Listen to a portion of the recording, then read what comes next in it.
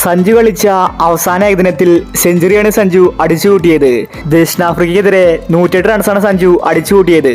എന്നിട്ടും സഞ്ജു ഏകദിന ടീമിലില്ല. സെഞ്ചുറി അടിച്ചാൽ പോലും സഞ്ജുവിനെ ടീമിൽ പരിഗണിക്കുന്നില്ല.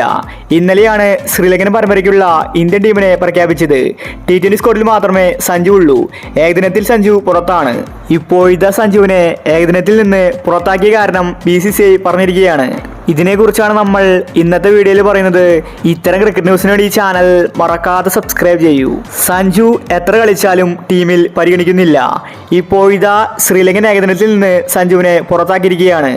അവസാന ഏകദിനത്തിൽ സെഞ്ചുറി അടിച്ചാലും സഞ്ജുവിനെ ടീമിലെടുക്കില്ല. സഞ്ജുവിനെ മനഃപൂർവ്വം ചതിക്കുകയാണ് BCCI. ഋഷഭ് പന്ത് ആകട്ടെ കളിച്ചില്ലെങ്കിലും 2 സ്ക്വാഡിലുമുണ്ട്. T20യിലും ഏകദിനത്തിലും ഋഷഭ് പന്ത് കളിക്കുന്നുണ്ട്. പന്തിന് പ്രത്യേക പരിഗണനയാണ് BCCI കൊടുക്കുന്നത്. ഇഷാനാണെങ്കിൽ ടീമിലില്ല. അതുകൊണ്ട് മാത്രമാണ് സഞ്ജുവിനെ ടീമിലെടുത്തിരിക്കുന്നത്. ഋഷഭ് പന്ത് 2 സ്ക്വാഡിലുള്ളത് കൊണ്ട് സഞ്ജുവിന് പ്ലേയിങ് 11ൽ അവസരം കിട്ടില്ലെന്നത് ഉറപ്പാണ്. സൈഡ് ബെഞ്ചിൽ തന്നെയായിരിക്കും സഞ്ജുവിന്റെ സ്ഥാനം. ഋഷഭ് പന്തിനെ അവർ ഒരിക്കലും ഒഴിവാക്കില്ല.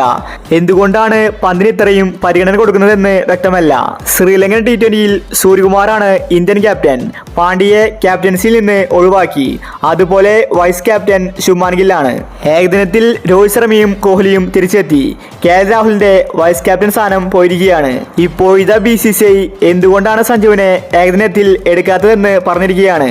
BCCI ഒഫീഷ്യലാണ് ഇക്കാര്യം അറിയിച്ചിരിക്കുന്നത്.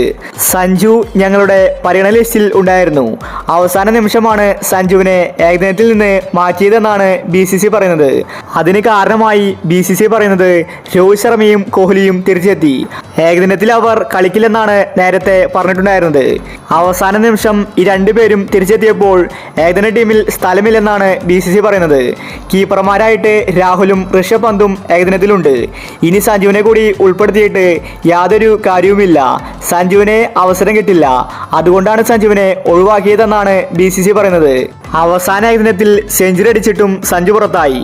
ഫോം ഔട്ടായ ഋഷഭ് പന്ത് ടീമിലുണ്ട്. ഇതിനെപ്പറ്റി നിങ്ങളുടെ അഭിപ്രായങ്ങൾ താഴെ കമന്റ് ചെയ്യുക. ഇത്തരം ക്രിക്കറ്റ് ന്യൂസിന് വേണ്ടി ഈ ചാനൽ മറക്കാതെ സബ്സ്ക്രൈബ് ചെയ്യൂ. Check out the website in comment section and play.